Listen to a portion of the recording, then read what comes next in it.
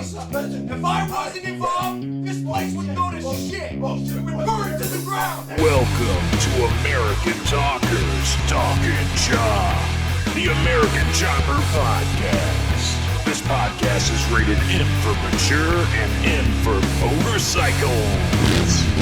Here's your host, Brady and Adam.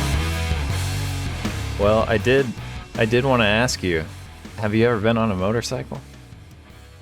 Fun fact, I have been on a motorcycle, and I'm not sure if you've been on the same motorcycle. We've as both me. been on the back of the same motorcycle. I thought it was fitting that you and I, the co-host of American Talkers Talking Chop, where we discuss the ins and the outs of American Chopper, dedicated solely to the creation and riding of motorcycles, have both ridden on the back of a motorcycle. One of my all-time favorite patrons from the bar I used to attend. Yeah. Shout out to Eric B. If you ever find this, you're one of my all-time favorite human beings. Thank you for taking me on a truly eye-opening ride on the back of your motorcycle. I loved it. I was immediately like, I get this. This makes fucking sense to me. I want to do this, but also I was terrified too. I had the twin experience. Again, Eric B., just kind of a mythical being, a fantastic person. Also, the kind of... There are a lot of people out there who strike me as like, well, I'm not a real man, but you are. And sometimes that doesn't always go hand in hand with like someone I admire. This is a rare instance in where it does, where it's like, wow, that's like a real man and the kind of person I look up to. You know, it's not just like a toxic masculinity. This is a full package. I'm swooning over here. And I was drinking at that bar that you used to attend when Eric pulled up and offered to let me ride on the bed. I think he heard that. I think I was drinking with someone and I was like, I've never been on a motorcycle. And they were like, well, Eric's going to be here and wait until he hears this. And so I sat down on the back of that thing and had the exact same experience. I giggled like a school child and I was like, oh, I get it. The whole thing is that you're on the verge of death and I'm not in control. But if I were in control, it would be just me and this machine between, you know, death all around me. It's the supercharged experience of riding a bicycle as a child when you're like, I've got freedom in the road. And then this is like, I've got freedom in the road and a motor underneath me that's propelling me forward. I immediately got it. We went out past to Toadsuck and then came back. So like we took some nice like winding roads back into town. Like, so it was a good distance ride and then back obviously to the bar. Get on the highway? A ride. So I got some highway time too, which was fast. We did not get on the interstate. I think probably the highest we got up to would have been like 60, 65 maybe. Okay. I think we went up to 80 or possibly higher on my little trip. Ooh, nice. And I was like, if I die, which I trusted Eric, but I was like, if I do die, this is a pretty cool way to die, man. This is a good way to do it, right? Right on the back of my buddy's motorcycle. My arms. I love you, Eric. This is so cool. With my arms firmly wrapped around another man's waist. Because I remember at a certain point, he's like, hold on. And I was like, okay. It's like, don't fall off the back of the motorcycle. I'm like, yeah, good call. I'm going to hold on tight.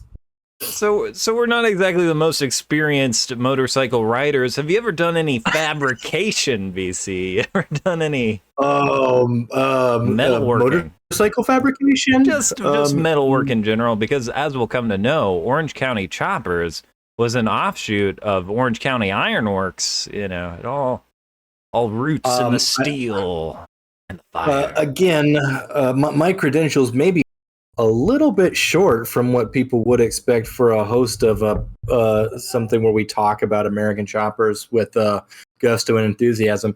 My experience with metalwork is limited to my experience in Stagecraft 2, a class that I barely passed, but did. barely passed that class. Where I did a little bit of welding in that class, but not enough where I felt like anyone ever actually trusted me to do any welding, which is probably the right amount of welding I should have been doing at that time. Yeah, I have a similar experience, although I did work a couple of summers for the Summer Shakespeare Festival, and one year was very metal heavy, and I welded a lot on that project, to the point where I now like to tell people, I used to weld. I did put in a fair amount of hours for someone who had virtually no experience welding outside of that. And I do get welding videos on my social media feed, and I'm like, man, that would have been a cooler life. Making money, making any kind of with a valued trade and skill. But that was kind of, and I also worked as a scenic carpenter professionally for 1 year. Oh, how about that? And I did a little bit of metalworking there, not much. But that's about it. I am not. What do they call that? A man's man? What do you call someone who has skills and things? I've never really understood the man's man versus ladies' man. I don't know. I think it's all shades of gray at a certain point. Right? Yeah, well, let's go ahead and boot 50% of our potential audience. Gender is a spectrum. Get the out of here, all you. Yeah, I really don't know if entering the field for a dedicated American Chopper, Orange County Chopper fan base. If you are of that fan base and have stumbled upon us, welcome. We love to have you here. Gender is generally just a social construct. That's a firmly held belief. I mean, yeah, we probably won't get it too much into politics on this podcast, but we are going to be talking about a time where we do have expertise, as we both grew up during the time period that American Chopper was popular. And there's some political elements to the show and just where the country was, and that American Chopper aired on March 31st, 2003 for the first time. And that was a couple weeks or maybe like 12 days after the U.S. invasion of Iraq. So culturally, American Chopper does represent a moment in time, I feel like. We're in a super fun period of time. I can speak directly to this, at least the invasion of Iraq experience in March of 2003. So what I would do back in March, I don't know if you're familiar with this. It happens every March. There's this March Madness that goes around. Yeah, people get this March Madness. I stay sane mostly, but I am aware of it. Back in 2003, I had a big case of the March Madness. So I was filling out my tournament bracket, and they would play the games during the early portion of the tournament during the day because there's a lot of basketball. Obviously, I'm in class. I'm in the midst of my studies. I'm taking a biology. I'm in a mathematics class of some kind. But what most teachers did not know at that time was I also had a portable. It wasn't even a radio, right? This is pre having like streaming access to audio, really. Yeah. So it was a portable radio, but it also picked up television feed. Whoa. So I could listen to channels 4, 7, and 11. Now, that's awesome. CBS was carrying the basketball. So I had this huge fucking thing, like, hidden away, like, in my incredibly deep cargo pocket. I ran my headphone under my shirt, through my sleeve, to my palm. So I could turn on CBS and sit there with my hand on my ear listening to the basketball game. Beautiful. However, when this happened in March of 2003, I don't know, you've mentioned the United States invaded Iraq, which turned out to be more important than the basketball game, but not as important to me, who cared more about my bracket. So yeah. I would be sitting in class and getting a lot of like Dan Rather talking about like airstrikes and stuff. I'm like, we going to get back to the basketball scores, or what's going on here? So that was my experience in March of 2003. And I love knowing now that this is the the fertile ground in which my love for American Chopper would grow out of. I mean, you were not alone in seeking distraction. It was a special time in entertainment, and I feel like a lot of entertainment at the time was specifically kind of apolitical, aside from there were a lot of shows kicked up with American in front of the name. There was a lot of kind of like patriotism, but it was all kind of like loud entertainment. But I don't know, maybe I'm wrong, but here are some of the shows, just a few of the shows that began in 2003 as reference. We had America's Next Top Model, hugely influential show. Didn't watch it. Didn't watch any? I used to watch a lot of that show with my mother and sister. It's weird and toxic. Tyra Banks is insane on that show. One Tree Hill. I've never seen that, but I know it's significant. Yeah. Kind of a teen drama type thing, I guess. Jimmy Kimmel Live kicked up. We are in the boom of reality TV. We have Queer Eye for the Straight Guy. Soon to just be renamed Queer Eye, I think. Anderson Cooper 360, which I didn't realize. We got Anderson Cooper coming to big time prominence, covering the war, I'm sure. Probably doing some reporting over there. It's just so wild too, because like, yes, the Iraq, there's a whole like build up, right, to the Iraq war of like, yes, we found it's these 2 weapons years after that they're manufacturing this stuff. I didn't realize that.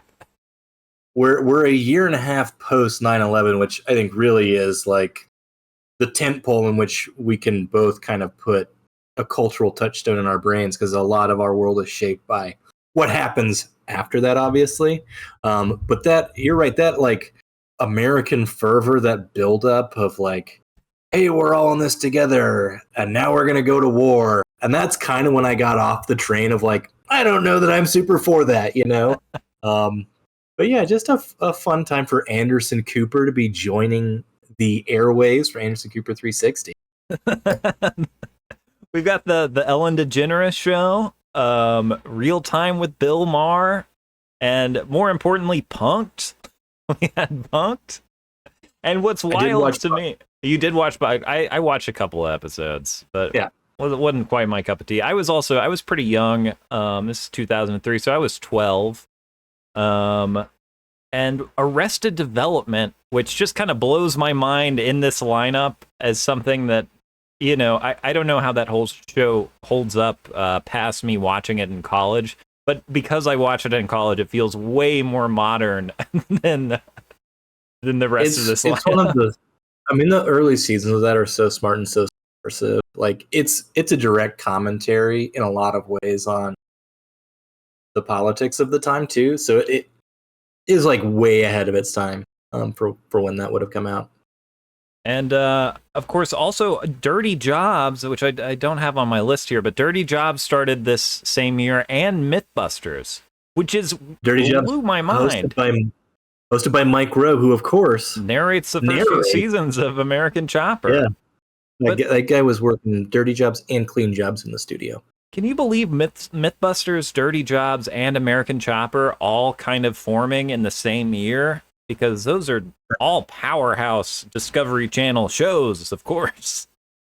Well, it's interesting because I mean, I'm sure we could look at the change in media at that time, but like Discovery before then really was like, I don't give a shit educational television almost was how I viewed Discovery.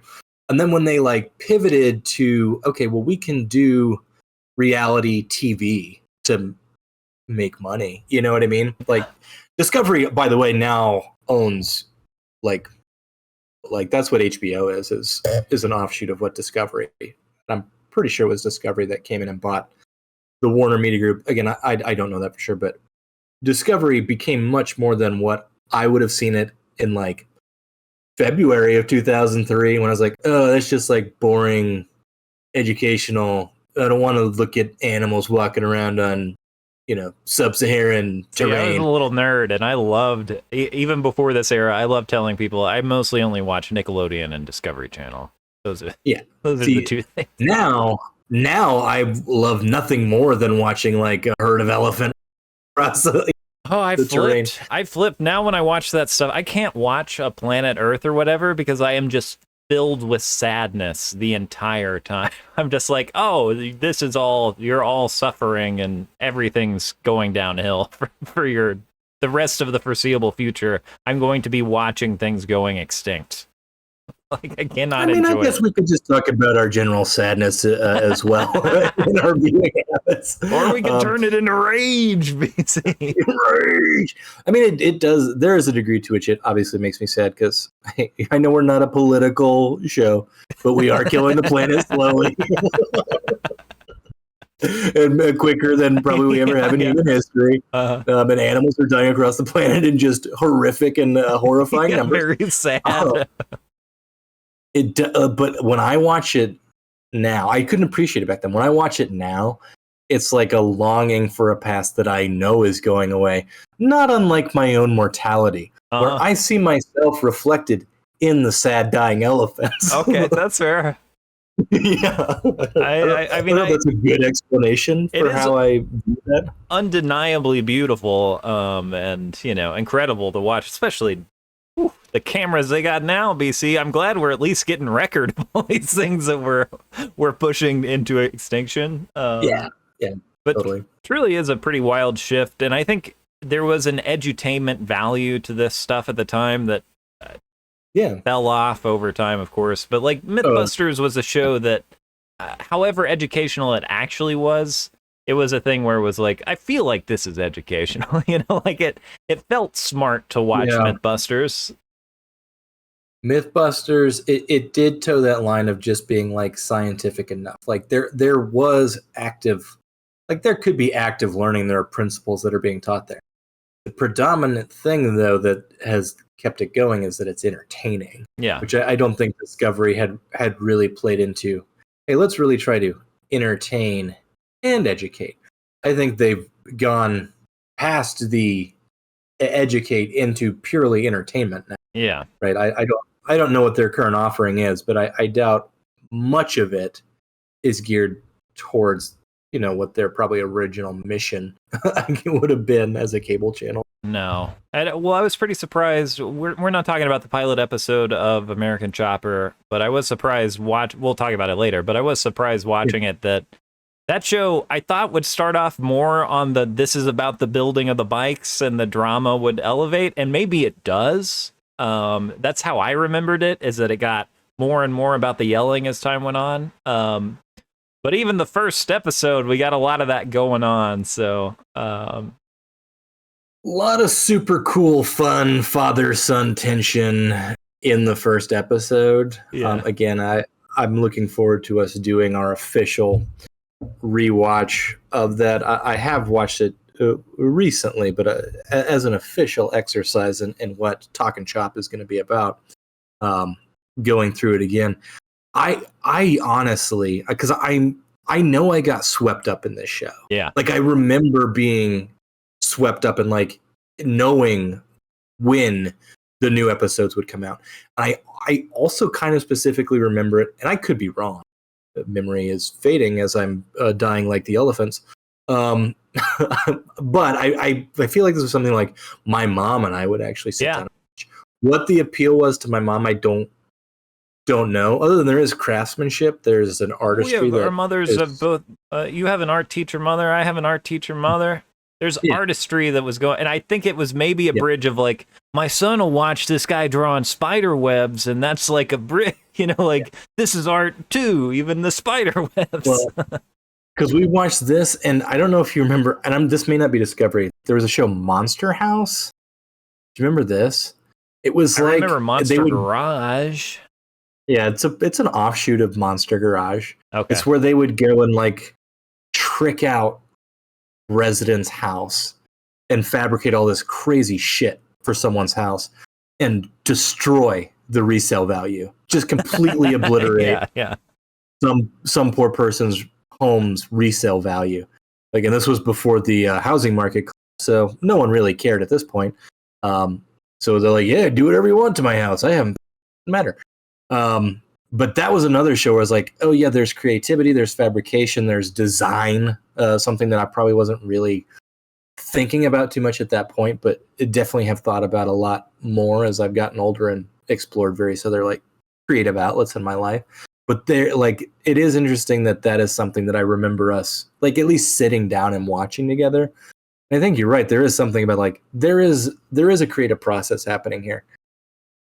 With American Chopper, though, at a certain point, it really does just become about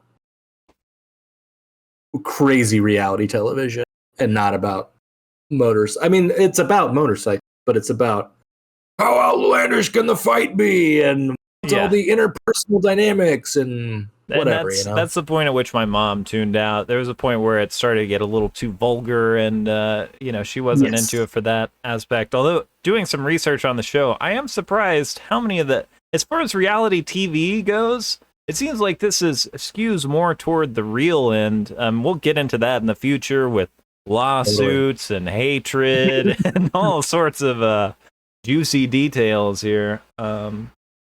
BC, to set the scene a little more, I did want to talk about some other top media in 2003. Please. The number one, the top Billboard Top 100, top in the charts in 2003, Into Club by 50 Cent. And then remember it well. Ignition by R. Kelly.